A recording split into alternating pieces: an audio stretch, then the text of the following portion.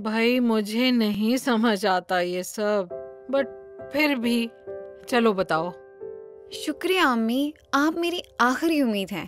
نہ بھائی، سمجھ میں میری کچھ آتا نہیں ہے، پھر تم مجھ سے پوچھنے بیٹھ جاؤ گی ہر طرح کے سوال۔ آپ بھی تو پوچھتی ہیں تو مجھے بھی پوچھنا پڑتا ہے جواب دینے کے لیے۔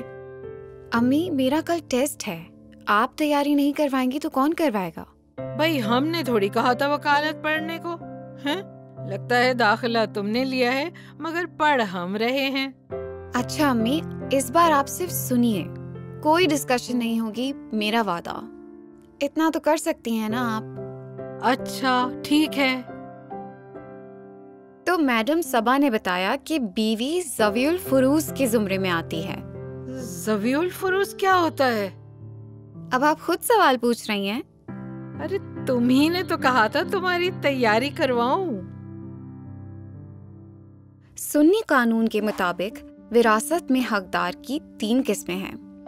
1 زوی الفروز، جن کے حصے مقرر ہیں اور ان کا حق کوئی نہیں چھین سکتا۔ 2 زوی الاسباط، جو باقی بچی ہوئی وراثت کے حقدار ہیں۔ 3 زوی الارحام، یعنی دور پار کے رشتہ دار۔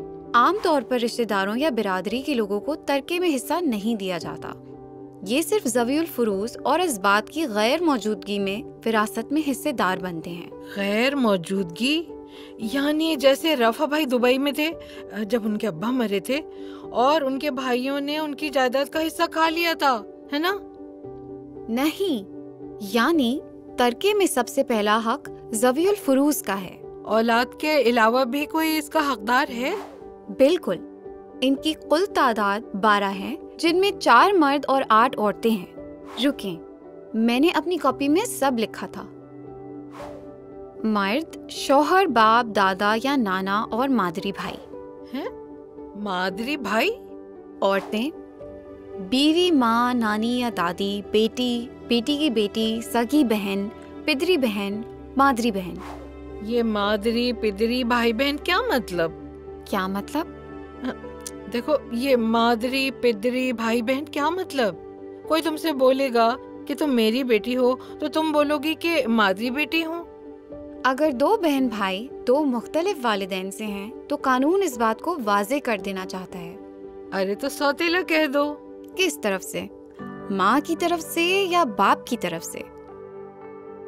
مگر یہ بیٹی کی بیٹی تو زیادہ تھا نا، نواسی تو کہہ سکتے ہیں۔ اچھا، تو قانون یہ بتاتا ہے کہ ان سب عورتوں کو کتنا حصہ مل سکتا ہے، رائٹ؟ جی، وراثت میں مختلف عورتوں کے مختلف حصے ہیں۔ ایک سیکنڈ، میں نے سب لکھا ہوا ہے، میں نے سب یاد بھی کیا ہے، آپ کو سمجھاؤں؟ اگر ہم صرف عورتوں کے حصے کی بات کریں تو سمجھنا آسان ہوگا۔ تو فرض کریں اگر متوفی کی ایک بیوی، والدہ، 2 بہنیں اور 2 بیٹیاں ہیں تو بیوی کا حصہ 1/8 ہوگا، ماں کا حصہ 1/6 ہوگا۔ متوفی کی 2 بیٹیاں ہیں تو ان کا حصہ 2/3 دونوں بیٹیوں میں برابر تقسیم ہوگا۔ آپ کو سمجھ آ رہا ہے؟ ہاں ہاں، ابھی تک تو سب سمجھ میں آ رہا ہے۔ اب رہ گئیں 2 بہنیں۔ جب تک متوفی کی اولاد موجود ہے، بہنوں کا کوئی حصہ نہیں بنتا۔ ان کو حصہ صرف اس صورت مل سکتا ہے جب تک متوفی کی کوئی اولاد نہ ہو، تو پھر جائیداد میں سے 2/3 حصہ ان بہنوں میں برابر تقسیم ہوگا۔ اچھا، تو اگر متوفی کی کوئی اولاد نہیں ہے تو باقی حقداروں کا حصہ بڑھے گا یا کم ہوگا؟ جی، بڑھے گا۔ اولاد نہ ہونے کی صورت میں بیوی کا حصہ 1/4 ہوگا، ماں کا حصہ 1/3 ہوگا۔ بہنوں میں بھی پدری اور مادری بہنوں کا حصہ مختلف ہوگا۔ جیسے ایک پدری بہن یا سگی بہن ہے تو وراثت کا آدھا حصہ ملے گا، 1 سے زائد ہے تو 2/3 حصہ سب بہنوں میں برابر تقسیم ہوگا۔ ایک مادری یا سوتیلی بہن ہے تو 1/6 حصہ ملے گا، اور 1 سے زائد بہنیں ہیں تو 1/3 حصہ سب بہنوں میں برابر تقسیم ہوگا۔ تو مطلب پدری یا مادری بہنوں کا حق تب بنتا ہے جب متوفی کی کوئی اولاد نہ ہو، ہے نا؟ جی بالکل، اور یہ بھی زوی الفروز میں شامل ہے۔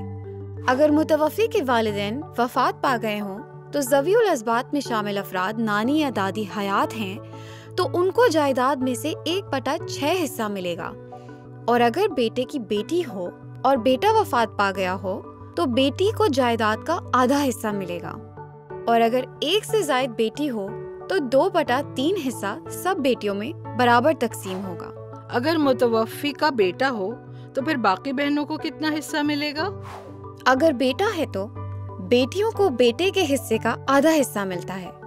مگر شمو خالہ ہے نا، پچھلی گلی والی، پتہ ہے ان کے بھائی نے ان کا حصہ کھا لیا تھا۔ یہ بتاؤ کہ انہیں اب کیا کرنا چاہیے؟ انہیں قانون کا سہارا لینا چاہیے اور اپنی عرضی کورٹ میں پیش کرنی چاہیے۔ وہ منقولہ اور غیر منقولہ جائیداد میں اپنے حق کے لیے ایک مشترکہ عرضی بھی داخل کر سکتی ہیں، لیکن اس سے زیادہ معلومات مس صبا فراہم کر سکتی ہیں۔ کتنی عجیب سی بات ہے نا، ہمیں یہ سب پتا بھی نہیں تھا۔ انیقہ بیٹا، میں اگر محلے میں چائے کا اہتمام کروں تو کیا تم یہ سب کو سمجھاؤ گی؟ جی کیوں نہیں، بلکہ میں مس صبا کو بھی دعوت دے دوں گی۔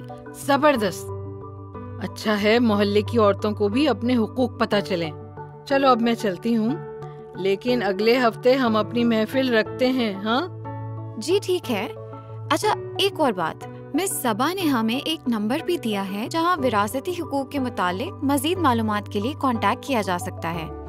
یہ آپ نوٹ کر لیں، 0800 70 806۔ Sindh legal advisory call centre Sindh government کے لاء ڈپارٹمنٹ کی شراکت میں چلایا جاتا ہے۔ وراثتی حقوق کے حوالے سے مفت قانونی مشورے کے لیے Sindh legal advisory call centre کو 0800 70 806 پر کال کریں۔